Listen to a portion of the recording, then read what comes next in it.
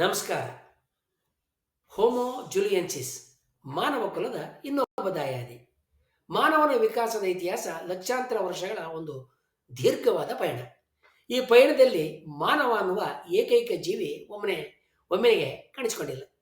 ಬದಲಾಗಿ ಆಫ್ರಿಕಾದಲ್ಲಿ ಹುಟ್ಟಿದ ಹಲವು ಮಾನವ ಸಮಾನ ಪ್ರಭೇದಗಳು ಹಂತ ಹಂತವಾಗಿ ಬದಲಾಗ್ತಾ ಪರಸ್ಪರ ಸಂಬಂಧವನ್ನು ಹೊಂದಿಕೊಂಡು ಕೊನೆಗೆ ಇಂದಿನ ಹೋಮೋಸೇಪಿಯನ್ಸ್ ಎಂಬ ನಮ್ಮ ಈಗಿನ ಹಂತಕ್ಕೆ ಬಂದಿದ್ದೇವೆ. ಮಾನವ ವಿಕಾಸದ ಇತಿಹಾಸ ಸರಳವಾದಂಥ ನೇರ ರೇಖೆಯ ಕಥೆ ಅಲ್ಲ. ಅದು ಅನೇಕ ಶಾಖೆಗಳಾಗಿ ವಿಭಜನೆಯಾಗಿ ಮತ್ತೆ ಒಂದರಲ್ಲಿ ಇನ್ನೊಂದು ಸೇರಿಕೊಂಡು ಸಂಕೀರ್ಣವಾದಂಥ ಪ್ರಕ್ರಿಯೆ. ಇತ್ತೀಚಿನ ಪ್ರಾಚೀನ ಅಂದರೆ ಪ್ಯಾಲಿಯೋ ಮಾನವಶಾಸ್ತ್ರೀಯ ಸಂಶೋಧನೆಗಳು ಈ ಸಂಕೀರ್ಣತೆಯನ್ನು ಇನ್ನಷ್ಟು ಸ್ಪಷ್ಟಪಡಿಸ್ತಾ ಇದ್ದಾವೆ. ಅಂತಹ ಅಧ್ಯಯನಗಳಲ್ಲಿ ಇತ್ತೀಚೆಗೆ ವಿಜ್ಞಾನಿಗಳ ಗಮನ ಸೆಳೆದಿರುವ ಕಳೆದ ವರ್ಷ ಅಂದರೆ 2024 ಮೇ ತಿಂಗಳಲ್ಲಿ ಬೆಳಕಿಗೆ ಬಂದ ಒಂದು ಹೊಸ ಪ್ರಸ್ತಾವನೆಯ ಮಾನವ ಪ್ರಭೇದನೆ ಹೋಮೋ ಜುಲಿಯೆನ್ಸಿಸ್. ನಮ್ಮ ಇಂದಿನ ವಿಷಯ ಈ ಹೊಸ ಪ್ರಭೇದ ಮಾನವರ ದಾಯಾದಿಯನ್ನು ಕುರಿತಾಗತ್ತೆ. ನಮ್ಮ ಅಂತೇಳಿದ್ರೆ ಮಾನವರ ವಿಕಾಸನದ ಹಂತಗಳಲ್ಲಿ ಕಂಡು ಬಂದ ಎಲ್ಲ ಮಾನವ ಸಮಾನ ಪ್ರಭೇದಗಳ ಗುಂಪನ್ನು ವಿಜ್ಞಾನದಲ್ಲಿ ಹೋಮೋ ವರ್ಗ್ ಅಥವಾ ಹೋಮೋಜಿನಿಯಸ್ ಅಂತ ಕರೀತಾರೆ.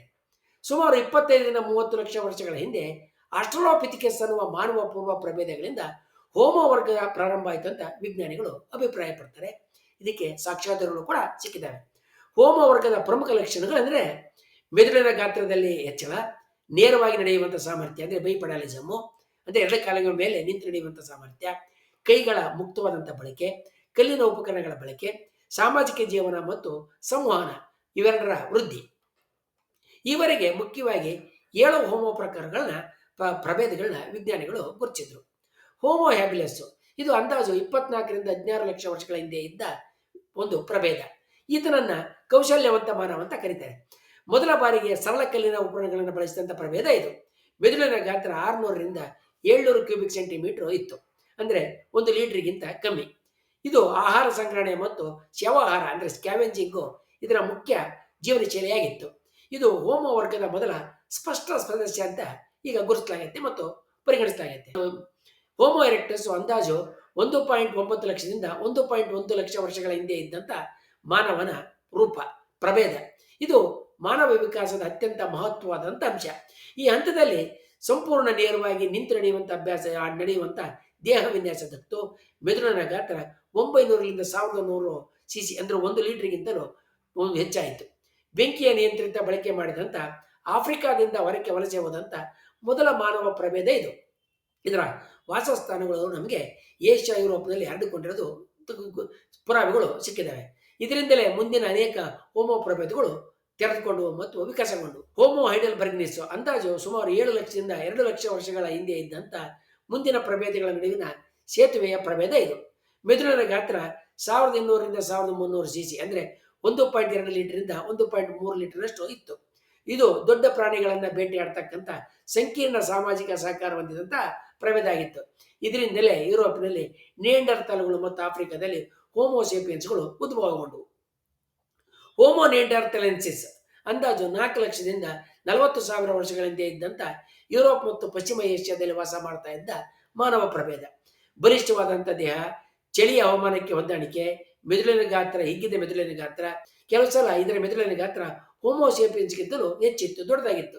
ಮೃತರ ಸಂಸ್ಕಾರ ಮಾಡ್ತಕ್ಕಂಥದ್ದು, ಆಭರಣ, ಸಂಕೇತ ಸೇರಿದಂಥ ಚಿಂತನೆಗಳನ್ನು ಇದು ಹೊಂದಿತ್ತು. ಹೋಮೋಸೇಪಿಯನ್ಸು ನಿಯಾಂಡರ್ತಾಲ್ ಪ್ರಭೇದಗಳ ಜೊತೆಗೆ ಸಂಕರಗೊಂಡಿರೋದು ಈಗಿನ ಇತ್ತೀಚಿನ DNA ಸಂಶೋಧನೆಗಳಿಂದ ಸಾಬೀತಾಗಿದೆ.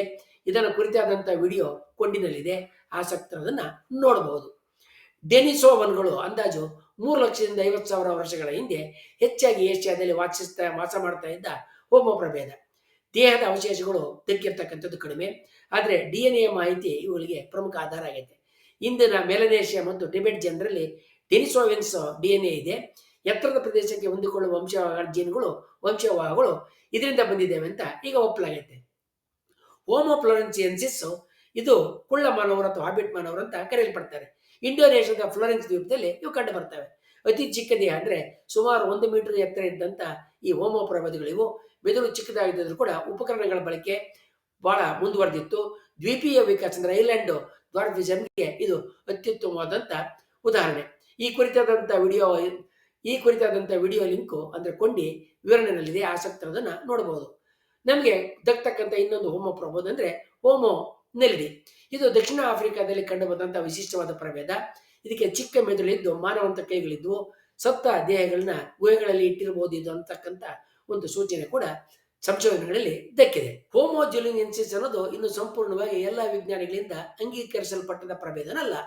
ಆದರೂ ಕೂಡ ಪೂರ್ವ ಏಷ್ಯಾದಲ್ಲಿ ಕಂಡು ಬಂದ ಕೆಲವು ವಿಶಿಷ್ಟ ಮಾನವಾವಶೇಷಗಳನ್ನ ಒಟ್ಟಾಗಿ ಅರ್ಥ ಮಾಡಿಕೊಳ್ಳುವ ಪ್ರಯತ್ನದಲ್ಲಿ ಈ ಸಂಶೋಧಕರು ಈ ಹೆಸರನ್ನ ಇಟ್ಟಿದ್ದಾರೆ. ಈ ಪ್ರಭೇದದ ಹೆಸರು ಚೀನಿ ಪದವಾದ ಜುಲು ಇಂದ ಬಂದಿದೆ. ಇದರರ್ಥ ದೊಡ್ಡ ತಲೆ ಅಂತ ಅರ್ಥ. ಈ ಗುಂಪಿನ ಮಾನವರು ಅಸಾಮಾನ್ಯವಾಗಿ ದೊಡ್ಡ ತಲೆಯಾಕೃತಿಯನ್ನು ಹೊಂದಿದ್ರಿಂದ ಈ ಹೆಸರು ಇವರಿಗೆ ಸೂಕ್ತ ಆಗಿ ತೋರುತ್ತದೆ. ಹೋಮೋ ಜುಲಿಯನ್ಸಿಸ್ಗೆ ಸಂಬಂಧಿಸಿದಂಥ ಅವಶೇಷಗಳು ಮತ್ತು ಪಳೆಯುಳಿಕೆಗಳು ಮುಖ್ಯವಾಗಿ ಚೀನಾದ ಶುಜಿಯಾನ್ ಅನ್ನು ಮತ್ತೆ ಶುಚಾಂಗೋ ಎಂಬ ಪ್ರದೇಶಗಳಲ್ಲಿ ಪತ್ತೆಯಾಗಿದ್ದಾವೆ. ಇವುಗಳ ಕಾಲ ಅಂದಾಜು 3 ಲಕ್ಷ ವರ್ಷಗಳಿಂದ 50,000 ವರ್ಷಗಳ ಹಿಂದಿನದಂತ ಅಂದಾಜು ಮಾಡಲಾಗಿದೆ. ಈ ಕಾಲಮಾನ ನಿಯಾಂಡರ್ತಾಲ್ಗಳು ಮತ್ತೆ ಡೆನಿಸೋವನ್ಗಳು ಮತ್ತೆ ಪ್ರಾರಂಭಿಕ ಹೋಮೋಸೇಪಿಯನ್ಗಳು ಭೂಮಿಯ ಮೇಲೆ ವಿವಿಧ ಭಾಗಗಳಲ್ಲಿ ವಾಸಿಸುತ್ತಿದ್ದಂತ ಬದುಕ್ತಾ ಇದ್ದಂತ ಕಾಲಕ್ಕೆ ಹೊಂದಾಣಿಕೆ ಆಗ್ತದೆ. ಈ ಪ್ರಭೇದದ ಅತ್ಯಂತ ಗಮನಾರ್ಹವಾದಂಥ ಲಕ್ಷಣ ಅಂತ ಹೇಳಿದ್ರೆ ಅದರ ಮೆದುಳಿನ ಗಾತ್ರ. ಕೆಲವೊಂದು ಅಧ್ಯಯನಗಳ ಪ್ರಕಾರ ಹೋಮೋ ಜುಲಿಯನ್ಸಿಸ್ಗೆ ಸೇರಿದ್ದವರ ಮೆದುಳಿನ ಸಾಮರ್ಥ್ಯ ಸರಾಸರಿ ಆಧುನಿಕ ಮಾನವರಿಗಿಂತಲೂ ಹೆಚ್ಚಾಗಿತ್ತು.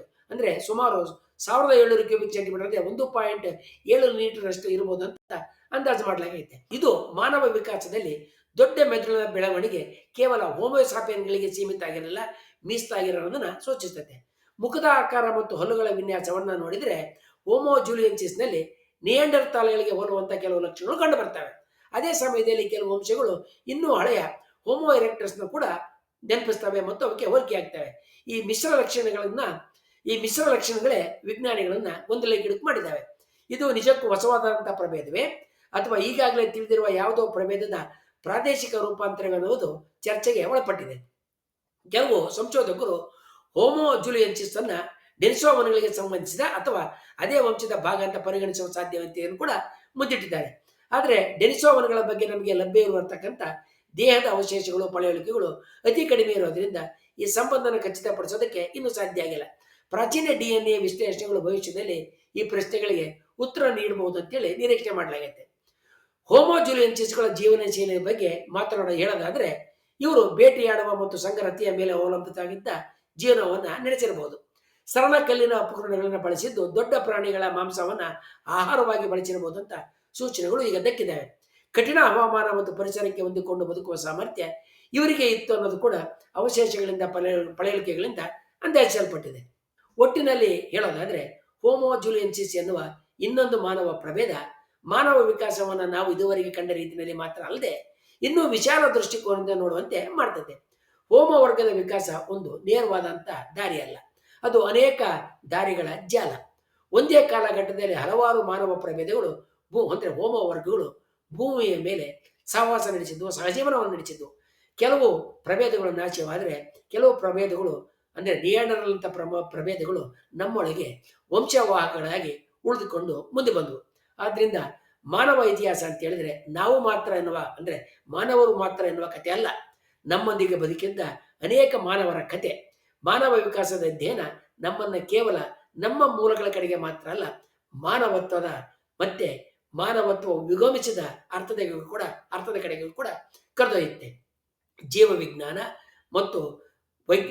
ವಿಜ್ಞಾನದ ಮುಂದುವರಿಕೆ ಹೇಗೆ ಮಾನವತ್ವವನ್ನ ತನ್ನ ಹಿಂದಿನ ಪೂರ್ವಜರಿಂದ ಗಳಿಸಿಕೊಂಡ ಅನ್ನೋದಕ್ಕೆ ಪುರಾವೆಗಳನ್ನು ಒದಗಿಸ್ತಾ ಇದೆ. ಈವರೆಗೆ ಧಾರ್ಮಿಕ ಆಧ್ಯಾತ್ಮಿಕ ನಂಬಿಕೆಗಳನ್ನು ಮೀರಿ ಹೇಗೆ ನಿಸರ್ಗದ ಮೂಲಕ ಎಲ್ಲವನ್ನೂ ವಿವರಿಸಬಹುದು ಅನ್ನೋದಕ್ಕೆ ಒಂದು ಅತ್ಯುತ್ತಮ ನಿದರ್ಶನವನ್ನು ಕೂಡ ಒದಗಿಸ್ತಾ ಇದೆ. ವಿಜ್ಞಾನದ ಮೂಲಕ ತಿಳಿದು ಬರುವ ಹೀಗೆ ಜೀವ ವಿಜ್ಞಾನದ ಇಂತಹ ಅನೇಕ ರಹಸ್ಯ ಮತ್ತು ಗುಟ್ಟುಗಳನ್ನು ಇನ್ನೊಂದು ವಿಡಿಯೋದಲ್ಲಿ ತಿಳಿಯೋಣ. ವಂದನೆಗಳೊಂದಿಗೆ.